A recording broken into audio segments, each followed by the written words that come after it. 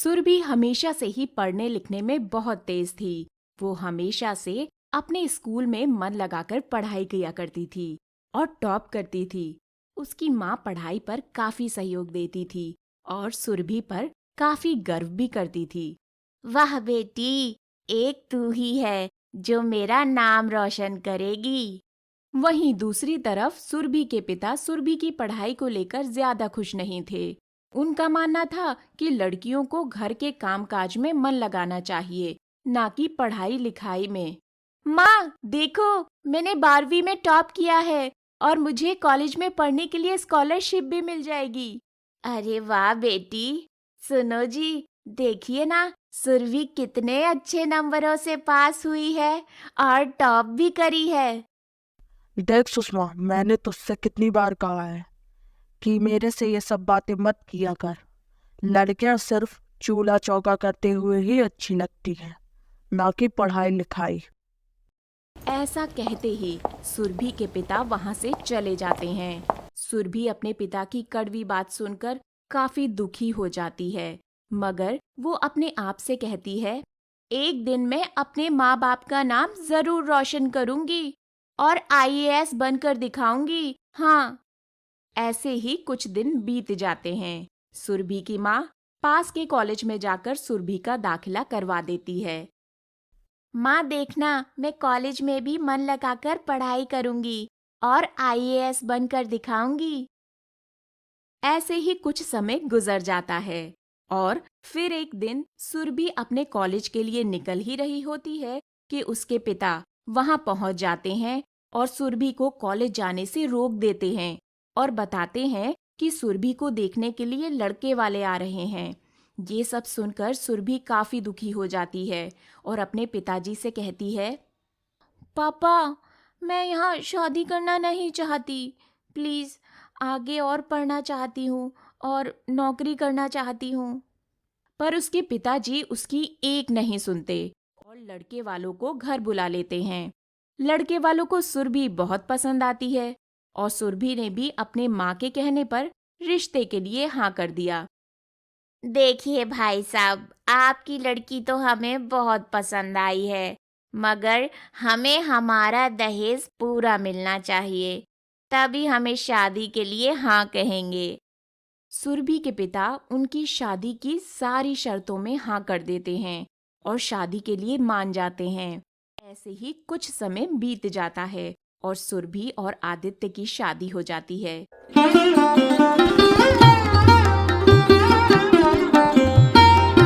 शादी के अगले दिन ही सुरभि की सास सुरभि के पिताजी को फोन लगाती है और कहती है, अरे समधी जी, और कितना समय लगेगा आपको दहेज के पैसे देने में? आपने ही तो कहा था कि शादी होने के बाद आप दहेज का पूरा पैसा दे देंगे। अरे समधी जी, आप तो जानती हैं शादी में कितना खर्चा आता है। पर आप चिंता मत करिए, मैं आपके पैसे थोड़े थोड़े करके पूरे चुका दूंगा। सुरभि की सास सुरभि के पिता की बात मान जाती है और फोन काट देती है। मगर सुरभि का आज ससुराल में पहला दिन था और सुरभि काफी घबराई हुई थी। दहेज के पैसे नहीं मिले थे, इसीलिए उसकी सास का व्यवहार उसकी तरफ काफी खराब था। बहू, जा जाकर खाना बना और फिर तुझे कपड़े भी धुलने हैं और फिर उसके बाद तुझे पूरे घर की झाड़ू भी लगानी है और ये सब करने के बाद आकर मेरा सर भी दबा देना, बहुत तेज दर्द हो रहा है। ठीक है मम्मी जी। सुरभि को पता नहीं था कि उसका ससुराल में पहला दिन घर के काम काजों में ही गुजर जाएगा।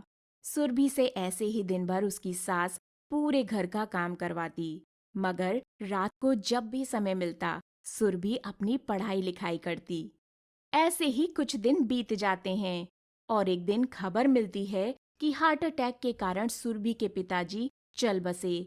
ये खबर सुनकर सुरभि काफी दुखी हो जाती है और वहीं दूसरी तरफ उसकी सास के पैरों तले जमीन ही खिसक जाती है, क्योंकि अब उसके बाकी के दहेज के पैसे कौन चुकाएगा।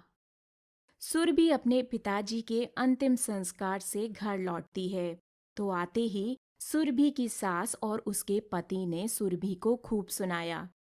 आ गई गरीब, जब से हमारे घर में आई हैं तब से कुछ ठीक ही नहीं हो रहा। वो तो मैं दहेज की वजह से चुप थी, वरना मैं तो इस गरीब को अपने घर से कब की निकाल चुकी होती। मम्मी जी, पर इसमें मेरी क्या गलती है? मेरे पिताजी की हार्ट अटैक के कारण मौत हो गई है और वो आपका दहेज नहीं दे पाए। इतना कहने के बाद उन्होंने सुरभि को अपने घर से धक्के देकर निकाल दिया और उसका सारा सामान भी घर के बाहर फेंक दिया। जैसे तैसे सुरभि अपने मायके पहुंचती है और अपनी माँ को अपनी सास और अपने पति के बारे में सारी बात बता देती है। सुरभि की माँ ये सुनकर काफी गुस्सा हो जाती है। इसीलिए सुरभि की माँ सुरभि को अपने पास ही रोक लेती है और वापस से उसकी पढ़ाई लिखाई शुरू करवा देती है। धीरे धीरे सुरभि ने अपनी पढ़ाई लिखाई फिर से शुरू कर दी और अपने कॉलेज का ग्रेजुएशन कंप्लीट कर लिया, जो उसके पिताजी ने रुकवा दिया था। ओह, आज मैं बहुत खुश हूँ। आज मैंने फाइनली कॉलेज का ग्रेजुएशन कंप्लीट कर लिया है और कॉलेज की पढ़ाई पूरी कर ली है। अब मेरे को आईएएस बनने से कोई नहीं रोक सकता।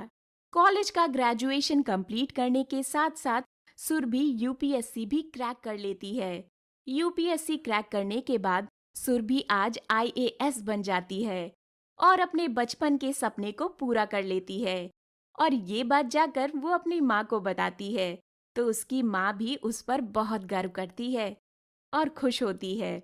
सुरभि के आईएएस बनने की बात उसकी सास और उसके पति को भी पता चल जाती है और वो भी सुरभि के घर पहुंच जाते हैं। बहू, मुझे माफ कर दे, हमने तेरे साथ ठीक नहीं किया। हाँ प्लीज सुरभि, हमें माफ कर दो, हम दोनों ने तुम्हारे साथ ठीक नहीं किया। सुरभि को उन पर तरस आ जाता है और वो उन्हें माफ कर देती है। मम्मी जी, मैंने आपको माफ कर दिया है, पर मैं वो पुरानी वाली सुरभि नहीं हूँ। इतना कहकर सुरभि अपने ससुराल वापस लौट जाती है। कभी कभी बुरे हालात भी आपके जीवन के लिए अच्छी शुरुआत लेकर आते हैं।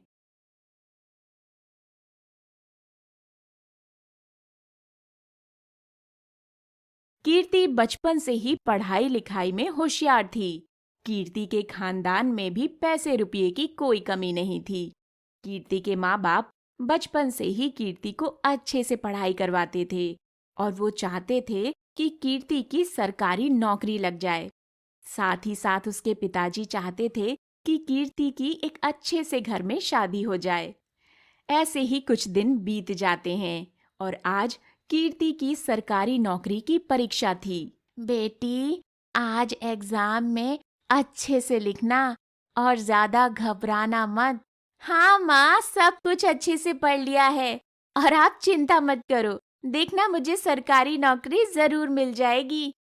कीर्ति एग्जाम देकर आती है और फिर कुछ दिनों बाद रिजल्ट आता है कि कीर्ति को सरकारी नौकरी की परीक्षा में अच्छे नंबर मिले हैं और वो अच्छे नंबरों से पास हुई है।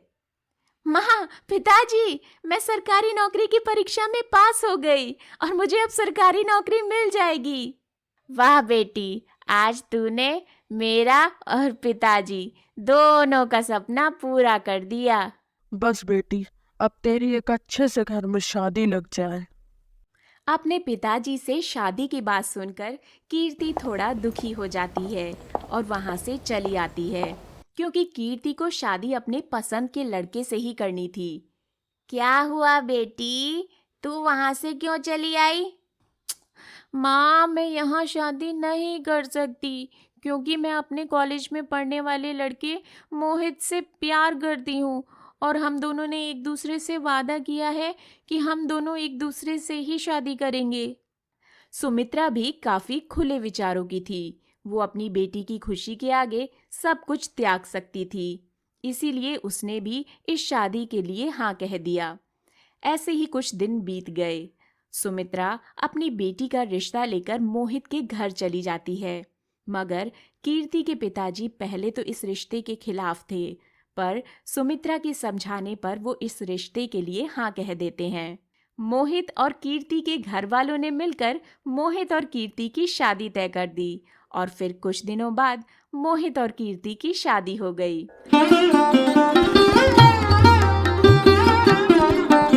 पर कीर्ति को पता था कि मोहित एक गरीब घर का लड़का है। गरीबी के कारण मोहित ने अच्छे से अपनी पढ़ाई पूरी नहीं कर पाई थी, इसीलिए वो एक प्राइवेट कंपनी में एक जॉब करता था। इसीलिए उसकी सैलरी बहुत कम थी। वहीं दूसरी तरफ कीर्ति की बहुत ज़्यादा सैलरी थी, क्योंकि उसकी एक सरकारी नौकरी थी। आज कीर्ति का उसके ससुराल में पहला दिन है।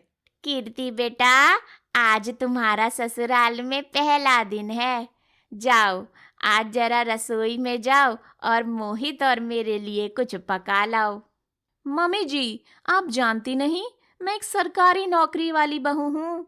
कोई आम बहू नहीं हूँ जो रसोई में खाना बनाऊंगी। मेरे पास बहुत से काम होते हैं।